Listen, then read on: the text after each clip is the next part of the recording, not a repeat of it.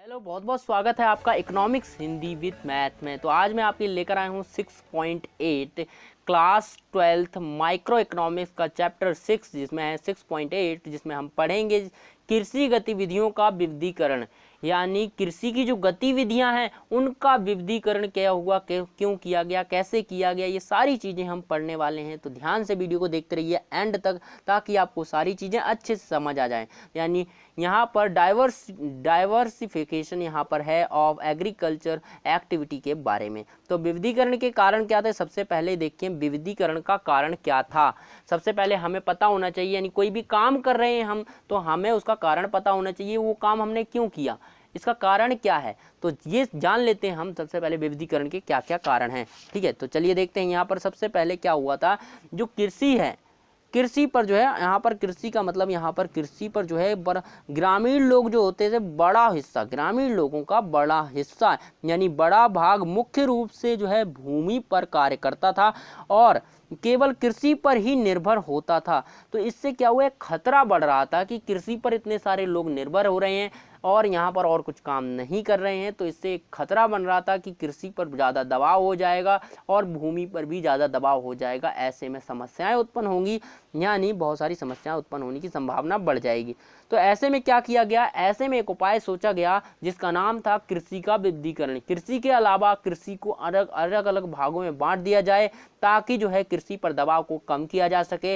यानी कृषि पर निर्भरता को लोगों की निर्भरता को कृषि पर कम किया जा सके, इसीलिए कृषि का विविधीकरण किया गया। आई होप यहाँ पर आपको विविधीकरण का कारण तो समझ में आ गया। तो यहाँ पर जो है विविधीकरण का कारण ये था।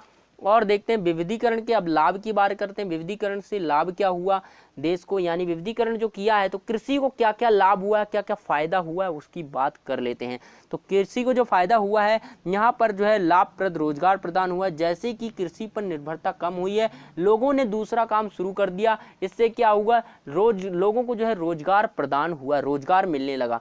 अब रोजगार मिल रहा है अच्छा से, और उसके क्या है, ऊंचे आय के स्तरों को प्राप्त कर सके, यानी लोगों को और धन मिलने लगा, यानी उनकी और गरीबी की समस्या और अन्य गरीबी की जो समस्या थी उनसे छुटकारा भी मिल गया। तो इतने तीन लाभ हुए, बहुत सारे लाभ हुए कि देखिए रोजगार मिल गया, दूसरे क्षेत्र यानी उसने किसानी छोड़ी, मतलब कृषि छोड़ दी, और उसके अलावा जो है उसने दूसरा काम शुरू किया जो कि कृषि से ही संबंधित है, यानी थोड़ा मिलता जुलता है लेकिन कृषि से ही संबंधित है। उसने दूसरा काम शुरू किया, जैसे कि हम आगे बताएंगे इस चैप्टर में पूरी तरह से।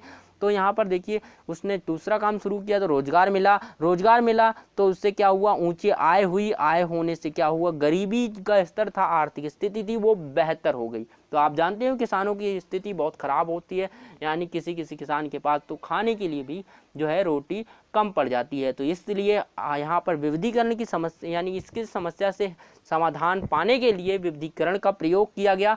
तो विविधीकरण में यहाँ पर ये लाभ हुए हैं। विविधीकरण के प्रकार कितने होते हैं, देखिए फसल उत्पादन विविधीकरण, पहला है फसल उत्पादन विविधीकरण और दूसरा है उत्पादक गतिविधियों का विविधीकरण।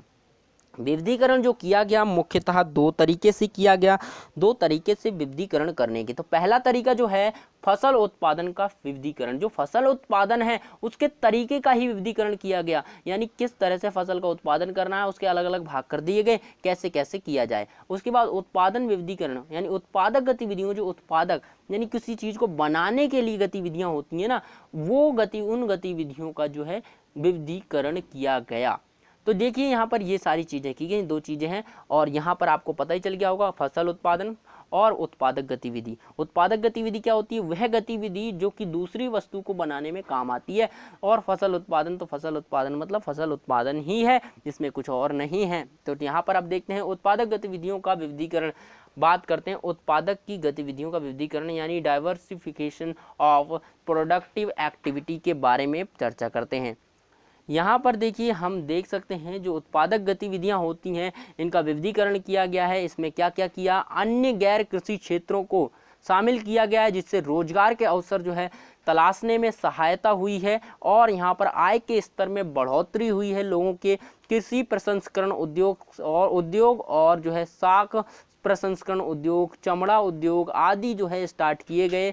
आधारित संरचना और अन्य सहारों की गंभीर कमी आई है। परंपरागत परिवार और आधारित उद्योग जैसे बर्तन बनाना, शिल्प और सैंडलूम आदि जैसे बहुत सारी चीज़ें जो हैं की गई हैं इसमें। आई होप यहाँ पर आपको समझ में आ गया। तो यानी कृषि को छोड़ करके थोड़ा अलग अलग काम किया गया, जैसे उद्योग के बारे में हो गया, यहाँ पर अन्य बहुत सारी चीज़ें हो गई, जैसे मछली पालन भी आ जाता है, तो बहुत सारी चीज़ें हो जाती हैं। तो ये हैं कृषि से गैर कृषि कार्य किए गए हैं, इन्हें बोलते हैं गैर कृषि कार्य। तो यहाँ पर विविधीकरण में क्या किया, कृषि गैर कृषि कार्य किए गए।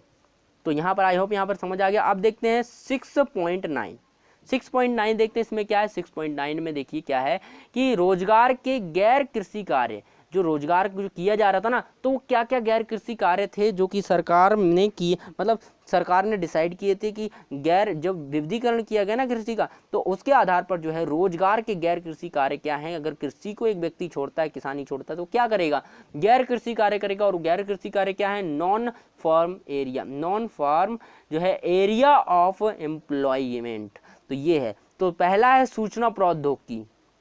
चलिए विस्तार से चर्चा करते हैं इनके बारे में। पहला है सूचना प्रौद्योगिकी। सूचना प्रौद्योगिकी का मतलब है सूचना प्राप्त करना। सूचना प्रौद्योगिकी जैसे कि कॉल सेंटर हो गया, कॉल सेंटर और बहुत सारी जो है सेंटर्स हो गए जो कि सूचना प्रदान करते हैं, बहुत सारी संस्थाएं होंगी जो सूचना प्रदान करते हैं, तो वहाँ पर जो है किसान काम कर सकते हैं, वहाँ पर सूचना प्रौद्योगिकी के बारे में जान सकते हैं। पशुपालन कर सकते हैं, पशुपालन भी एक उभरता हुआ है और इनके बारे में हम आगे जो है बहुत जो है विस्तार से पढ़ने वाले हैं। जैसे कि हम यहाँ पर इसी में देख लिया, आपको बता देता हूँ, साथ साथ बताते चलता हूँ ताकि आपका कॉन्सेप्ट जो है साथ साथ क्लियर होता चले। तो चलिए देखते हैं यहाँ पर जो है 6.9 में जो है क्या है कि जो यहाँ पर सूचना उद्योग की आई। यहाँ पर सूचना उद्योगिकी में सूचना की प्राप्ति करना, संग्रहण करना और प्रकरण में कंप्यूटर्स और सूचना संचार का उपयोग किया जाता था। तो सूचना प्रौद्योगिकी आई। पशुपालन कर लिया गया, पशुओं को पाल लिया गया, यानी जानवरों को पाला गया, और जानवर पशुपालन के प्रजनन और पालन और देखभाल से संबंधित होता है ये, जिसमें पशुओं को पाला गया और उसके प्रजनन किया गया और उनका देखभाल की गई। उसके बाद बागवानी की बात करें तो बागवानी में फल, सब्जी, कंद मूल फसलों आदि से संबंधित होता है ये, इसमें फल सब्जी आदि को उगाया गया। फिर उसके बाद डेयरी की बात करें तो डेयरी में विभिन्न प्रकार के दुग्ध उत्पादों के लिए प्रजनन, पालन एवं उपयोग से संबंधित होता है, प्रजनन और पशुपालन से संबंधित होता है। तो यहाँ पर क्या है, डेयरी में है, ये डेयरी की बात करते हैं, उत्पादन दुग्ध उत्पादन से संबंधित है। उसके बाद देखिए मछली पालन की बात करें तो मछली पालन में क्या है, मछलियों को पकड़ना और जल जीवों में जो है पकड़ना, मछलियों को प्रसंस्करण करने और जो है उन्हें बेचने का काम किया गया। तो इसमें ये सारे काम सम्मिलित होते हैं। तो ये सारी चीज़ें सम्मिलित होती हैं, बहुत सारी चीज़ें हैं, तो आप इनके बारे में जान सकते हैं। सूचना प्रौद्योगिकी सूचना पर यानी सूचना पाना, संग्रहण करना आदि पर काम है। पशुपालन, पशुओं को पालना। बागवानी करना, बागवानी मतलब जो है सब्जी फल आदि उगाना, कंदमूल जो है बगीचे में उगाए जाते हैं वो करना। डेयरी करना, डेयरी मतलब दुग्ध से संबंधित है, दूध की डेयरी मतलब बनाना, ठीक है। और मछली पालन मछली का पालन करना, उन्हें उसके बाद बेचना और उसका प्रसंस्करण करना आदि सभी सम्मिलित हैं। आई होप यहाँ पर आपको ये सारी चीज़ें समझ आ गई। सूचना प्रौद्योगिकी, पशुपालन, बागवानी, डेयरी, मछली पालन, ये क्या है, रोजगार के गैर कृषि क्षेत्र हैं जहाँ पर जो है कृषि को छोड़ करके एक किसान जो है ये सारे काम कर सकता है और ये बेहतर ऑप्शन है उसके लिए, ठीक है, क्योंकि ये जो है देखिए जुड़े हुए हैं कृषि से, कुछ संबंधित ही हैं। तो यहाँ पर ये सारे जो है उनके उसके लिए पर्याप्त हैं और बढ़िया काम है। तो आई होप यहाँ पर आपको समझ में आ गया होगा। अब अगर समझ आ गया है, अच्छी लगी वीडियो तो लाइक करें और साथ ही जो है पहली बार चैनल पर वीडियो देख रहे हैं तो सब्सक्राइब करके बेल आइकन जरूर दबा लें ताकि आपको समय पर वीडियो मिलती रहे जो है। चलिए फिर मिलते हैं अगले वीडियो में अगले जो है टॉपिक के साथ।